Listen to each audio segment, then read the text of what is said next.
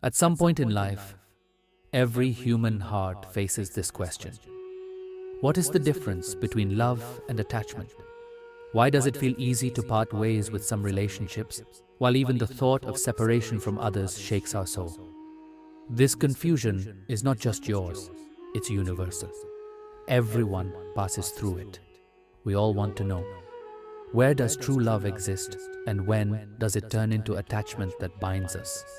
Love and attachment look similar on the outside, but within, they are completely different.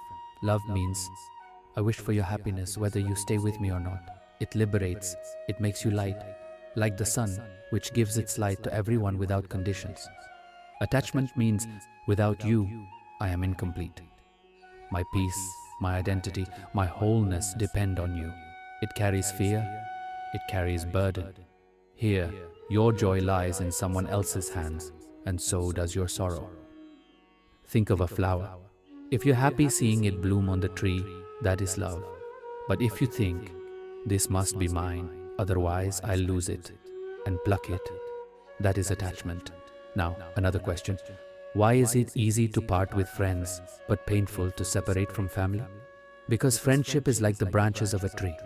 Beautiful, but even if one breaks, the tree still stands strong. Family, on the other hand, is like the roots. If the roots are cut, the entire tree collapses.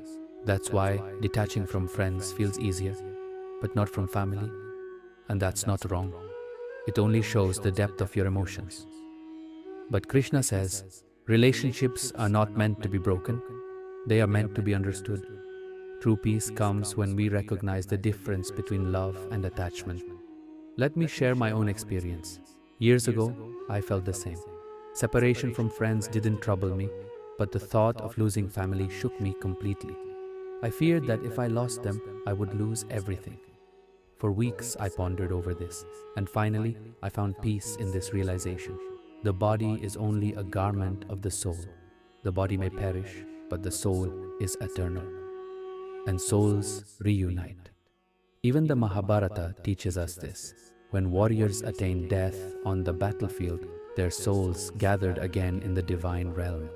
Krishna told Arjuna, your loved ones will never perish. Only the body is left behind. The soul is eternal.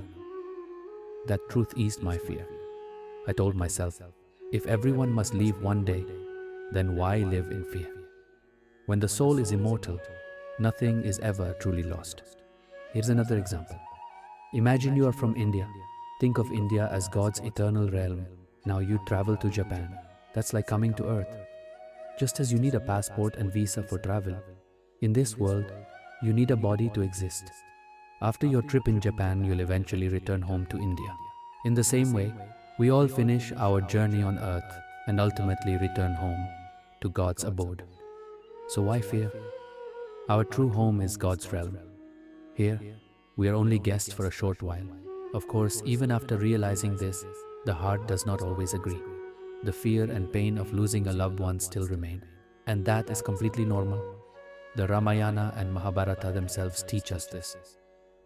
Lord Rama grieved deeply when King Dasharatha passed away. He suffered when Mother Sita was abducted.